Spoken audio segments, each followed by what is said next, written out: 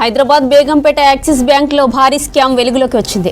ఆస్ట్రేలియాకి చెందిన NRI account నుంచి bank manager 7 కోట్లు కాజేసిన ఘటన వెలుగులోకి వచ్చింది.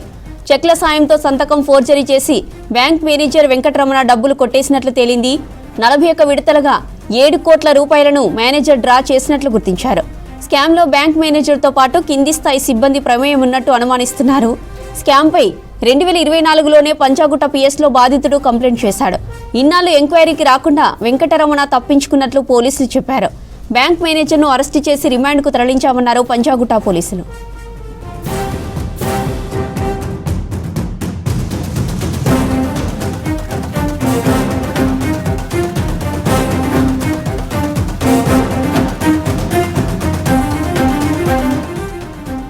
హైదరాబాద్ బేగంపేట యాక్సిస్ బ్యాంక్ లో భారీ స్కామ్ వెలుగులోకి వచ్చింది. ఆస్ట్రేలియాకి చెందిన ఎన్ఆర్ఐ అకౌంట్ నుంచి బ్యాంక్ మేనేజర్ 7 కోట్లు కాజేసిన ఘటన వెలుగులోకి వచ్చింది. చెక్ల సాయంతో సంతకం ఫోర్జరీ చేసి బ్యాంక్ మేనేజర్ వెంకటరమణ డబ్బులు కొట్టేసినట్లు తేలింది. 41 విడతలుగా 7 కోట్ల రూపాయలను మేనేజర్ డ్రా చేసినట్లు గుర్తించారు. స్కామ్ లో బ్యాంక్ మేనేజర్ తో పాటు కింది స్థాయి సిబ్బంది ప్రమేయం ఉన్నట్టు అనుమానిస్తున్నారు. స్కామ్ పై 2024లోనే పంజాగుట్ట పిఎస్లో బాధితుడు కంప్లైంట్ చేశాడు.